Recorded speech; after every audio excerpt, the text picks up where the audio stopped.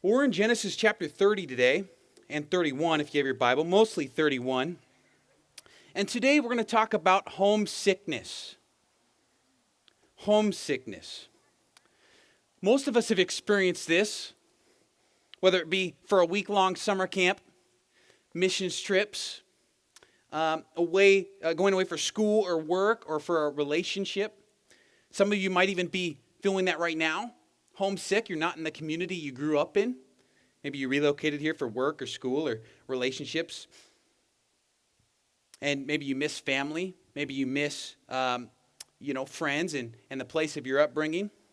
I remember the first day moving away from my home and moving to Redding, California, going to Simpson University, home of the Red Hawks, to play soccer and to study the Bible. Yeah, Simpson. And I remember, just that feeling of homesickness, missing home. Another time I got on a plane to work at a summer camp in Ohio on Lake Erie. And I only knew one person there, the guy who brought me there, my boss. And I had only met him in passing. And somehow I'm on this plane heading to Ohio. And everyone there was weird. They all had an accent and they all pronounced it Oregon. I'm like, man, I am not at home. This is not Oregon. I was soon homesick. And at this camp, working with young campers, some of them elementary school, some of them high school, some of them middle school, but especially with the elementary school kids, they would get really homesick really quickly, especially the first night. And some of them is their first time away from their parents.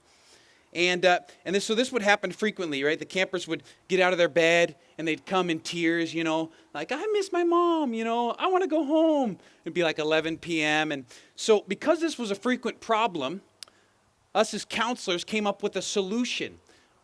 We would take a 16-ounce water bottle, dump out all the water, or drink it probably, and then we'd strip the Aquafina labeling off of it and label it ourselves with a Sharpie and a piece of paper, and we'd label it homesick medicine, extra strong. I brought a special dose of it here today, just if you want to see. Homesick medicine, extra strong. And we'd fill it with lemonade or Gatorade. And so, I remember this 7-year-old Justin coming out of his bed crying, oh, I miss my mom or whatever. And we're like, well, have you had any homesick medicine? He goes, no. We're like, oh, all right, well, you gotta take some. I mean, it's pretty strong, but, you can have some. Take a small sip of it.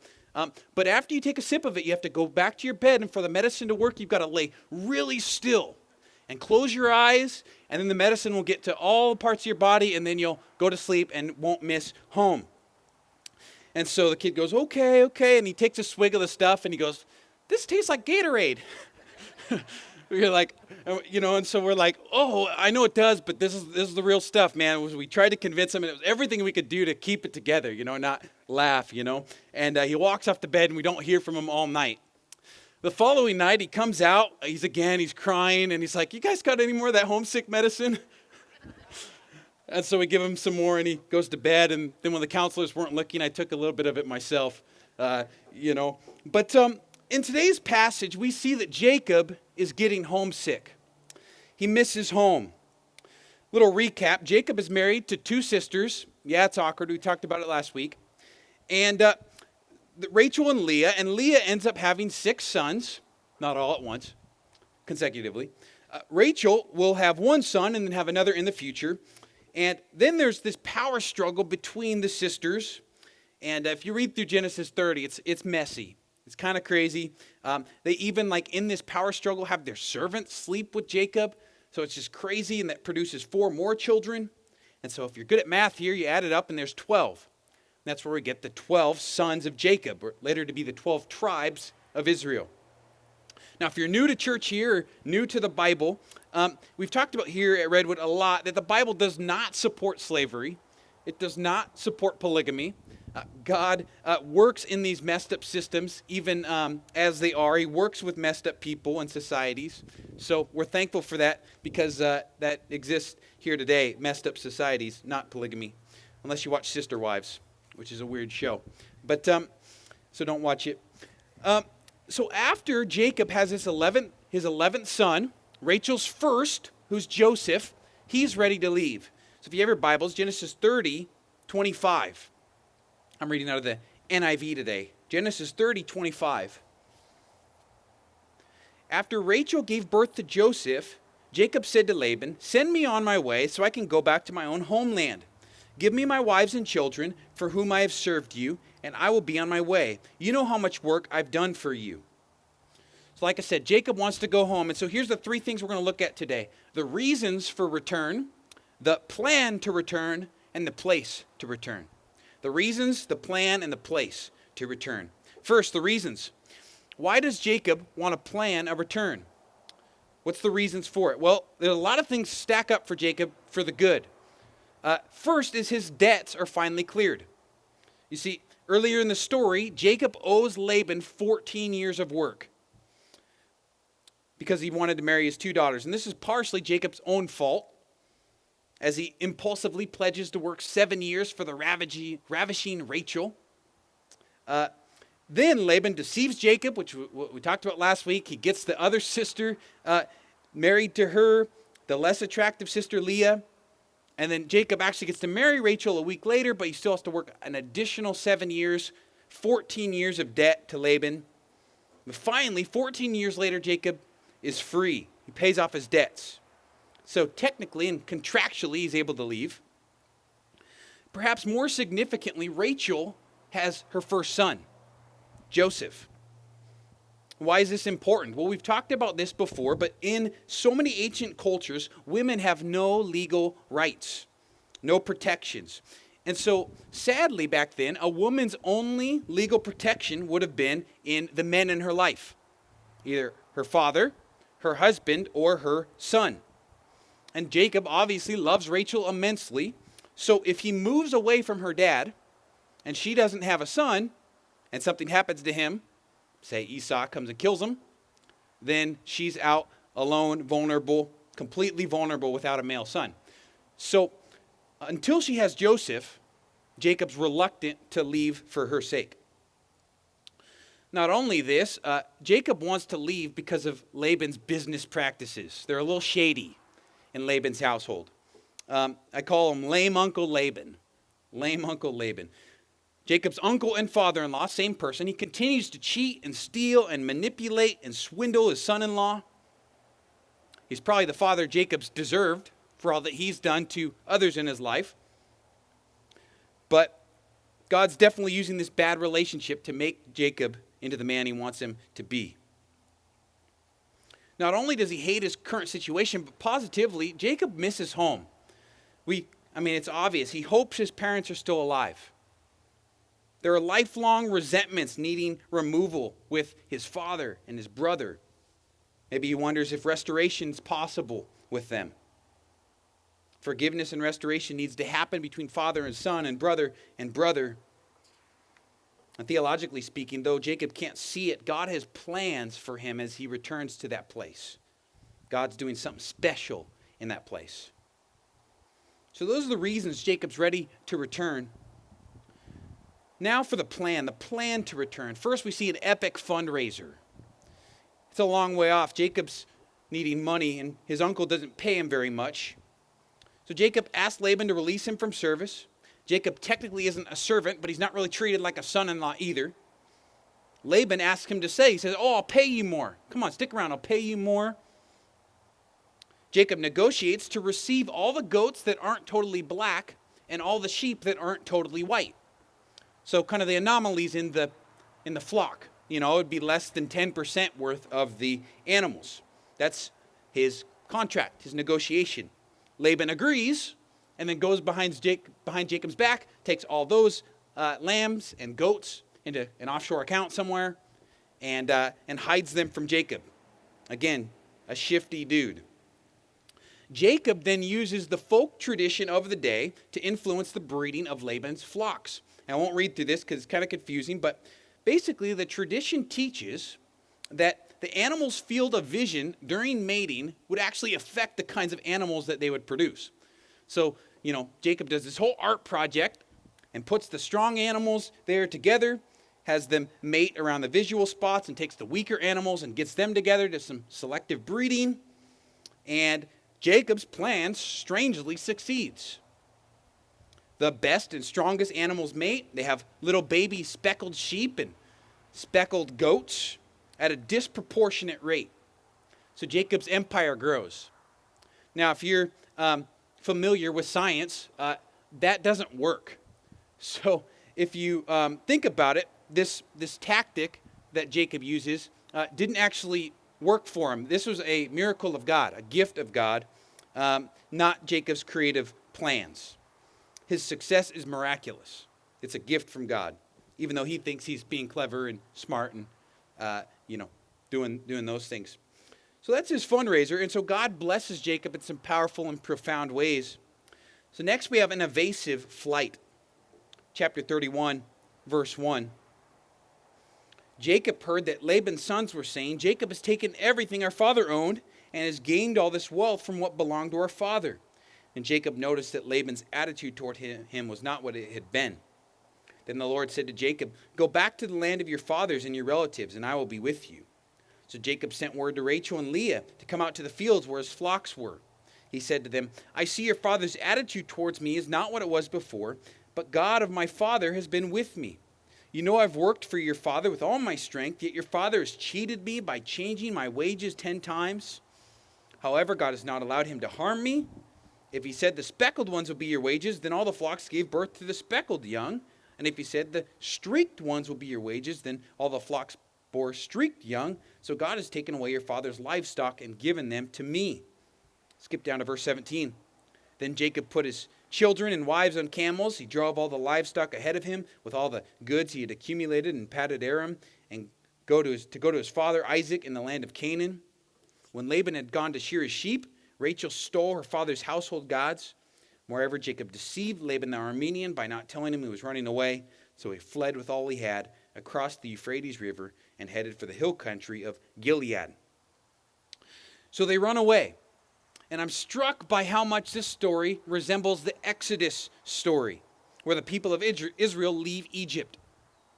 Like Pharaoh, Laban begins to pursue the Jacobites after finding out they left. Unlike Pharaoh, Laban actually listens to God. Interesting note about Rachel stealing Laban's household gods. Is this a financial move? Is this a religious move? Probably both. She doesn't yet understand that Yahweh's worship must be exclusive. But to make a long story short here, God warns Laban not to hurt Jacob. They meet up, yell at each other a bit, get it all out on the table, and they make a covenant together to live in harmony, to move forward. Jacob promises to treat Laban's daughters with respect and not marry anyone else. Laban then kisses his daughters and grandbabies goodbye and then returns home. So that's the reason and the plan to return, but what about the place? And this is where we're going to focus the remainder of our time, the place of return. So where is Jacob heading? He's going to the land of Canaan. That's home for him. Home is the place God promised to Abraham. Over and over and over again in the biblical story, this promise will be threatened. Their homeland will be threatened. We see this with Abraham having to go down to Egypt. We see this with Jacob. We see this with Joseph and with the entire family because of a famine. We see this in the Exodus as the nation of Israel is enslaved in Egypt. We see this in the prophets as the nation goes away to Babylon in exile. But the problem is not necessarily when they get taken out of the land. The problem is over and over that when the nation goes back, it's not really the homecoming you're expecting. It's like even when they go home, things aren't quite right. The sense of exile and displacement still remains. You see, you can take Israel out of Egypt, but you can't take Egypt out of Israel. Something's fundamentally wrong with the people. Israel's heart is not ready for home. In other words, isolation from home isn't just about location. It's about identification. You see, Israel can still be back home and still feel homesick, still feel out of place, like the war veteran that comes home with PTSD. Like when you return home and things are the same, but you're not the same. You've changed. You've picked up some bad habits and new anxieties and new problems. Israel's prophets, they then envision a day when Israel would return home, but more importantly, when Israel's heart would be ready for home. Ezekiel 36:24, for I will take you out of the nations. I will gather you from all your countries and bring you back into your own land. I will sprinkle clean water on you, and you will be clean. I will cleanse you from all of your impurities and from all your idols. I will give you a new heart and put a new spirit in you. I will remove from you your heart of stone and give you a heart of flesh. See, for Ezekiel, the issue is so much bigger than whether or not God can take Israel out of Babylon. More importantly, again, can God take Babylon out of Israel? Can God cleanse Babylon from Israel's hearts? Give Israel a new heart, prepare them for their new home. And have you noticed that it's not just with Israel, but it's with us today, that these themes of exile and displacement are things we feel as well. I mean, it's kind of funny, even in America, in the land of the free, everyone at least partially feels exiled. What do I mean? Well, you think about this. If you're like a gun rights person, you think everyone's out to get your guns. But if you're like a gun control person, you think the NRA runs the world. If you're conservative, Obama and the socialists are taking over. If you're maybe more progressive or liberal, you're like, oh, Trump, a right-wing takeover. Oh, man, everything's falling apart. If you're religious, oh my gosh, everything's getting so secular. If you're secular, like Bill Maher or Richard Dawkins, you think religious people run the country. Everyone thinks they're in exile. And these are symptoms of a far greater problem. People don't feel at home here. And this can manifest itself in all sorts of ways, in religious or political activism or anger or apathy, but it points to the far greater truth that this world is not our home. It's not our home. C.S. Lewis puts it like this in Mere Christianity. If I find in myself desires which nothing in this world can satisfy, the only logical explanation is that I was made for another world. If I find in myself desires which nothing in this world can satisfy, the only logical explanation is that I was made for another world. And it's clear that most people, religious or not, experience that sense of displacement and dissatisfaction in this world. In your notes, if you got the new updated notes, that is, the author of Hebrews says it like this, Hebrews 13:14. For we do not have an enduring city, but we are looking for the city that is to come. In the context of this passage, Jerusalem and the temple had been or will soon be destroyed. And so this is an extremely unpatriotic statement for the author of Hebrews to make. See, Jerusalem and its temple had been the pride of Israel's national life and religious life for thousands of years, but it didn't last. It got demolished, wrecked. And so the author of Hebrews is encouraging his congregation, don't fear, don't fret. Jerusalem's not going to last, but we're waiting for the new Jerusalem. We're waiting for a new city. We're waiting for a new place we can call home. 1 Peter 2:11, dear friends, I urge you as foreigners and exiles to abstain from sinful desires, which wage war against your soul. You see, the reason Peter gives us for abstaining from sinful desires is that we're foreigners and exiles, spiritually and metaphorically speaking. That means we aren't natives to a world that doesn't know God. I mean, some people have that not of this world bumper sticker, and stuff. Maybe some of you have that. But I wonder, do we really think about this? Do we really know what this means? Does this mean that we take a posture of isolation? Kind of retreat into our Christian communes and ghettos? Or does it mean that we fight against the godless people around us? I think neither. Peter continues in verse 12. 1 Peter 2:12, live such good lives among the pagans that though they accuse you of doing wrong, they may see your good deeds and glorify God on the day he visits us. I think the key word Peter uses here is among. Among. Live such good lives among the pagans. It's assumed that we will be in their lives, that we will be around, that we'll be present, but that we're to live good lives. We'd be a distinct, faithful presence in the midst of a world that doesn't share our convictions, in the midst of a world that's not our home. Another beautiful metaphor that Paul will use is that of an ambassador. The best ambassadors live in foreign countries, but they represent the interests of their home country. So the best ambassadors will know both languages very well. They won't use interpreters. The best ambassadors intimately know the inner workings of both their home culture and their host culture. And so Paul will call us as Christians ambassadors for Christ. You see, it's not wrong for an ambassador to enjoy the food of the culture that he or she's in. It's not wrong for an ambassador to have friends in that culture, for he or she to know the idioms. But where would an ambassador cross a line? Probably forgetting his home country, not calling home, not communicating. Maybe if he or she joined the military of the other country, that would kind of cross a line. Hebrews 11:8. By faith, Abraham, when called to go to a place he would later receive as his inheritance, obeyed and went, even though he didn't know where he was going. By faith, he made his home in the promised land like a stranger in a foreign country. He lived in tents, as did Isaac and Jacob, who were heirs with him of the same promise. For he was looking forward to the city with foundations, whose architect and builder is God. Skip to verse 13. All these people were still living by faith when they died.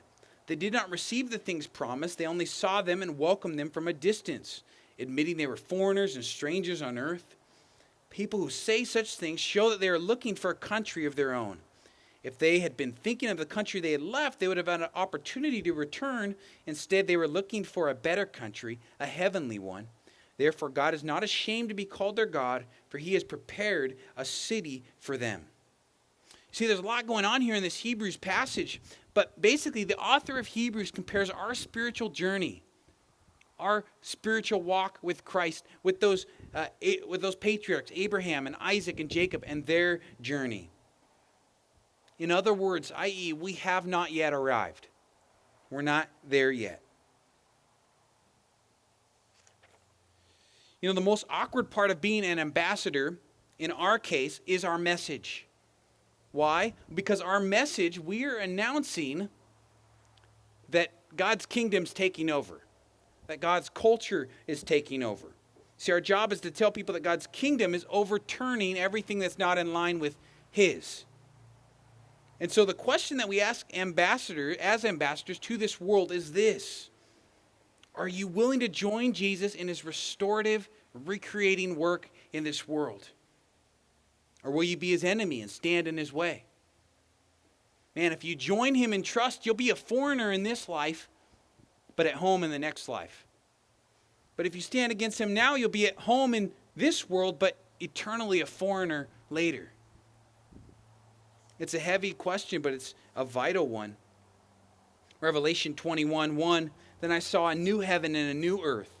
For the first heaven and first earth had passed away, and there was no longer any sea. I saw the holy city, the new Jerusalem, coming down out of heaven from God, prepared as a bride beautifully dressed for her husband.